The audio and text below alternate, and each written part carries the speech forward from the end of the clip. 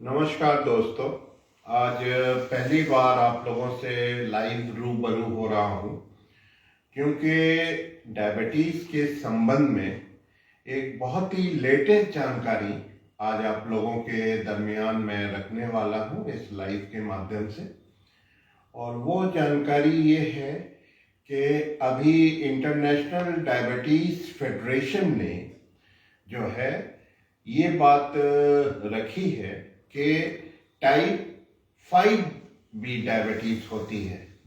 अभी तो आप लोग केवल यही जानते थे कि टाइप 1 और टाइप 2 डायबिटीज होती है, मगर वेरी रिसेंटली अभी क्रिश्चियन मेडिकल कॉलेज वेलोर में के डॉक्टर्स और वहाँ के जो रिसर्चर्स हैं उन लोगों ने रिसर्च किया और बताया कि जो डायबिटीज़ बच्चों में पाई जाती है, बहुत ही छोटे बच्चों में पाई जाती है जो यूजुअली मेल नरिश्ड होते हैं, और उनमें जो डायबिटीज़ पाई जाती है उसको डायबिटीज़ टाइप 5 बोलते हैं। तो आप लोगों को बिल्कुल जो है बहुत शॉकिंग ये लग रहा होगा, मगर ये हकीकत है। और डायबिटीज़ जो है आप लोग यही जानते थे, आप लोगों को पहले यही मालूम था कि डायबिटीज़ जो है केवल 2 प्रकार की होती हैं, टाइप 1 और टाइप 2। मगर अब जो इंटरनेशनल डायबिटीज़ फेडरेशन का कहना है कि डायबिटीज़ जो है ये 5 प्रकार की होती है, और पांचों प्रकार के बारे में आज हम आपसे डिटेल में जो है ये पांचों प्रकार की डायबिटीज़ कैसे होती हैं, और दूसरी चीज़ इसमें इनको रिवर्स किया जा सकता है कि नहीं किया जा सकता, और इसकी ट्रीटमेंट मॉडलिटीज़ क्या होंगी, इसको कंट्रोल कैसे किया जा सकता है, इसके बारे में आज आप लोगों से डिटेल डिस्कशन मैं करूंगा। तो सबसे पहले हम लोग ये देखते हैं कि टाइप 1 डायबिटीज़ क्या होती है।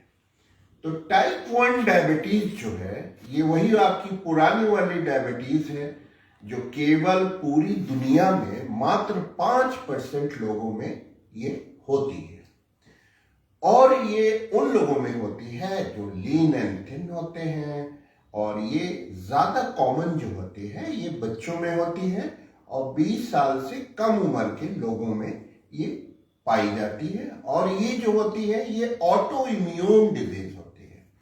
तो ऑटो इम्यून डिसऑर्डर का मतलब क्या होता है कि डिसऑर्डर का मतलब जो होता है वो ये होता है खराबी के कारण से, और इम्यून सिस्टम जो होता है, जो हमारा आपका बॉडी का इम्यून सिस्टम होता है, जो हमारी मर्ज से लड़ने की जो क्षमता होती है उसको हम लोग इम्यून सिस्टम कहते हैं। तो ऑटो इम्यून को हम लोग ऐसे समझ सकते हैं कि एग्जाम्पल लेते हैं, जैसे हमारा भारत देश है, इसकी बहुत बड़ी सीमा है, बहुत बड़ी टेरिटरी है, और ये जो है आपके कई कंट्रीज के बॉर्डर से घिरा हुआ है। तो हमारे यहाँ क्या होता है कि बहुत सारी मिलिट्रीज होती हैं जिसको आर्टिलरीज बोलते हैं, जमीन वाली, कुछ आपके जो है जो होती हैं वो आर्मी के रूप में होती हैं, कुछ होती हैं जो आपकी नेवी के रूप में होती हैं, कुछ होती हैं आपके जो है वो एयर फोर्सेस के रूप में होती हैं। उसी प्रकार से हमारा जो पैनक्रियाज जो बाई तरफ रहता है तो उसके अंदर जो है बीटा सेल्स होते हैं।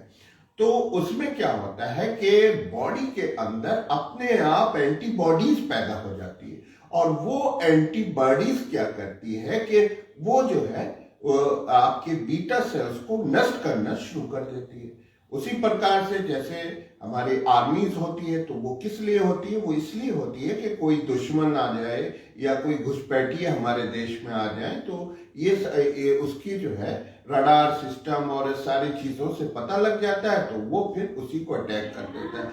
तो उसी चीज को अगर आप इधर पैनक्रियाज के रूप में देखें तो सेम वही चीज यहाँ भी होती है। तो क्या होता है, एंटीबॉडीज बनने लगती है, और वो एंटीबॉडीज क्या करती है कि जो बीटा सेल्स होते हैं पैनक्रियाज के उसको डिस्ट्रॉय करने लगती है। तो ये आइडेंटिफाई कैसे करती है आपके बीटा सेल्स को, वो इसलिए कि जो हमारी पूरी बॉडीज होती है वो जो है आपके प्रोटीन से बनी होती है। और पेनक्रियास में भी प्रोटीन होता है। तो उसके अंदर क्या होता है कि इसके जो है आपके बार्स होते हैं, जिसको आप एक अच्छी भली तरीके से ऐसे समझ सकते हैं, जैसे हम लोग जो है आपके बारकोड की शक्ल में ये प्रोटीन के स्टैंड्स होते हैं। उसको क्या करते हैं कि जैसे आपके वो स्कैनर जो है वो बारकोड को कर लेता है, तो उसी तरीके से वो बीटा सेल्स को आइडेंटिफाई कर लेता है और ऑटो एंटीबॉडीज जो है आइडेंटिफाई करके उसको डिस्ट्रॉय कर देती हैं। तो लबो लबाब इसका ये है कि बीटा सेल्स जो है ये सारे जनरेट हो जाते हैं।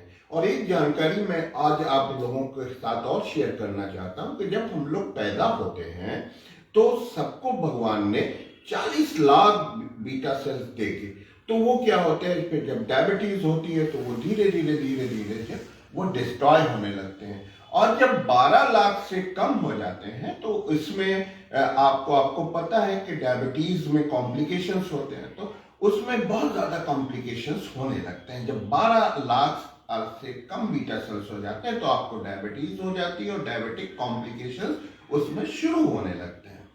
बहरहाल, तो जो आपको मैंने बताया कि ये ऑटो इम्यून डिजीज, तब आपको ये समझ में आ गया कि ऑटो इम्यून डिजीज किसे कहते हैं।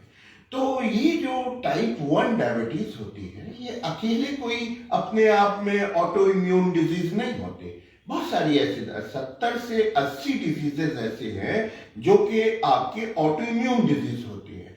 जैसे आप मसलन एक बता दें, जो आपने थायराइड का नाम सुना है, तो उसी प्रकार से गले में ही एक हाशिमोटो थायराइडाइटिस होती है, वो भी जो है आपकी जो है ये ऑटो इम्यून डिजीज होती है। दूसरी जो चीज आपको दूसरी एग्जांपल मैं आपको समझा दूं, बहुत कॉमन होती है, जो आपके मेलानिन की कमी से जो स्किन जो है सफेद व्हाइट सी होने लगती है, इसको हम लोग विटिलिगो कहते हैं।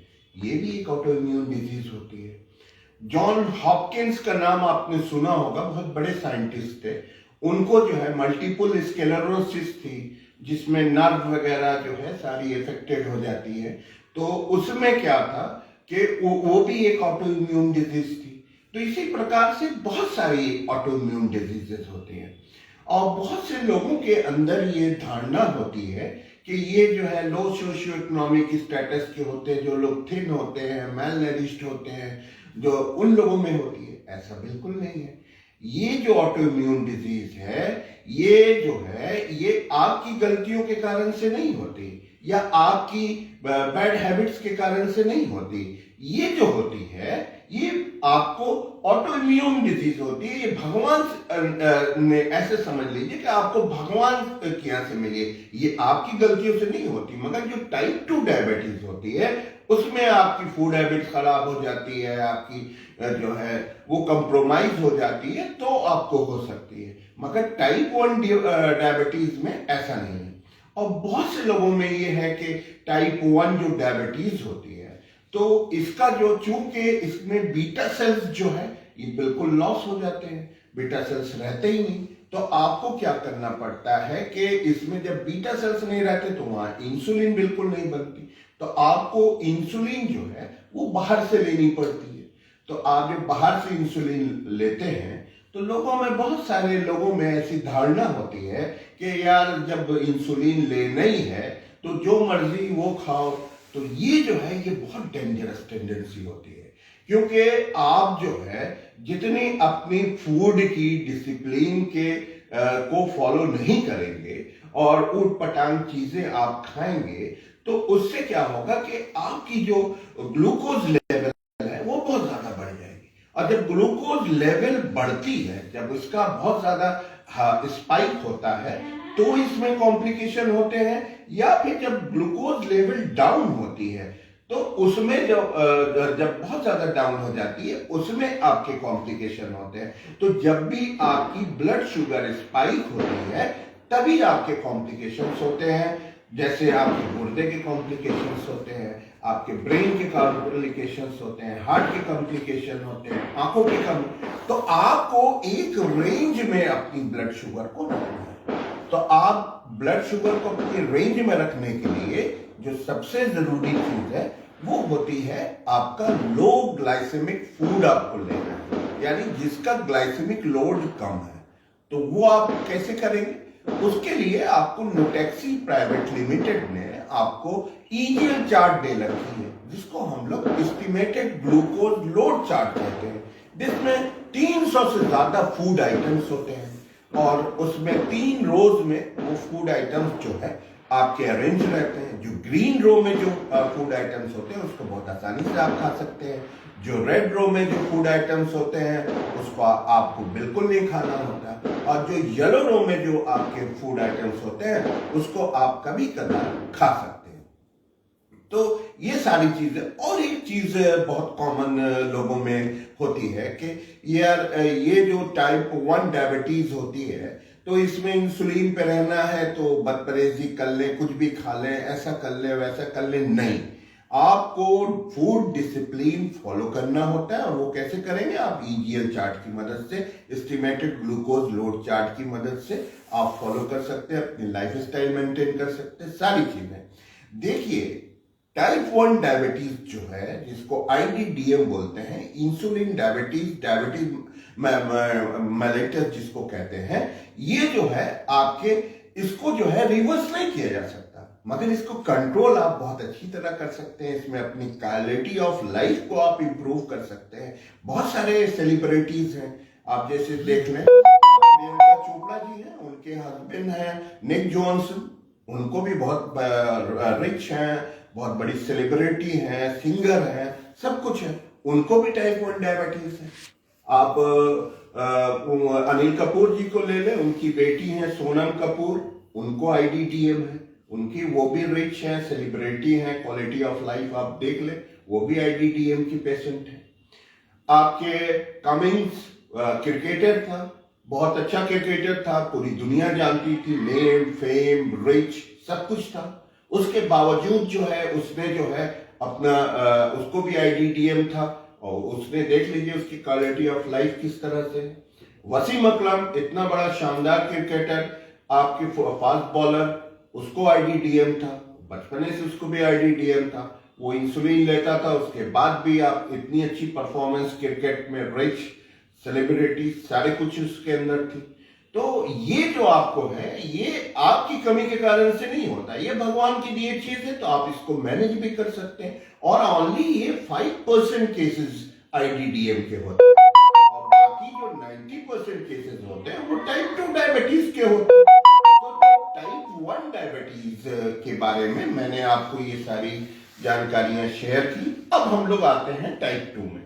तो आप जानते हैं टाइप 2 डायबिटीज जो होती है वो इंसुलिन रेजिस्टेंस के कारण से होती है, और आज मैं इंसुलिन रेजिस्टेंस के बारे में आपको कुछ नहीं, हमारे यूट्यूब पे भी वीडियो है, आपके फेसबुक पे भी वीडियो है, आप लोग जाएं और उन वीडियो को जरूर देखें। और आज मैं आपको डिटेल में इंसुलिन रेजिस्टेंस के बारे में नहीं बताने वाला। आज मैं आपको जो कुछ बताऊंगा वो ये कि टाइप 2 डायबिटीज इंसुलिन रेजिस्टेंस की कमी के कारण से होती है। दूसरी जो होती है, इसमें जो है ओबीज होते हैं, ये 90% लोगों में होती है। दूसरी चीज, इसको रिवर्स किया जा सकता है, और इसमें जो है किसी दवाई या किसी उसकी जरूरत नहीं पड़ती, ये लाइफ स्टाइल मॉडिफिकेशन से आप सुधार सकते हैं। और अगर आप फूड डिसिप्लिन आप अख्तियार करते हैं, आप लो ग्लाइसेमिक लोड फूड लेते हैं, तो आप इसको रिवर्स कर सकते हैं, इसमें रेमिशन हो सकता है, और आपको इसमें इंसुलिन वगैरह लेने की बिल्कुल जरूरत नहीं पड़ती, क्योंकि इसमें इंसुलिन जो है, बीटा सेल जो है, ये एडिक्वेट सिक्रिएट करता है, कोई इंसुलिन की कमी वगैरह नहीं होती। दूसरी चीज ये जो आपको मैं बताने जाऊंगा, टाइप 3 जो डायबिटीज होती है, ये एक्सीडेंटल डायबिटीज होती है। इसमें आपको ऐसे समझ लें कि जैसे किसी आदमी का जो है आपके एक्सीडेंट हो गया और उसका जो है पैनक्रियास को ऑपरेट करके निकाल दिया, तो जब पैनक्रियास उसका निकल गया तो उसके बीटा सेल्स भी निकल गए। और यूजुअली बहुत सारे ऐसे भी केसेस होते हैं कि हेड ऑफ द पैनक्रियास जो होता है वो हाईली प्रोन टू कैंसर होता है, तो उसमें बहुत सारे ट्यूमर वगैरह होते हैं, कैंसरस ग्रोथ हो जाती है, तो उसके कारण से भी पैनक्रियास को काटा जाता है, तो इसके कारण से भी आपको जो है डायबिटीज हो जाती है। तो ये भी जो डायबिटीज होती है ये भी इंसुलिन की कमी हो जाती है, क्योंकि बीटा सेल्स भी काट के निकाल दिए जाते हैं, तो बहरहाल उसमें इंसुलिन की कमी हो जाती है, और ये भी आईडीडीएम की तरह ही डायबिटीज होती है। और इसमें जो है एक्सीडेंटल डायबिटीज में भी हम एडवोकेट करते हैं कि इसमें जो है लो डोज इंसुलिन से इसका ट्रीटमेंट करना चाहिए, और इस डायबिटीज को भी रिवर्स नहीं किया जा सकता।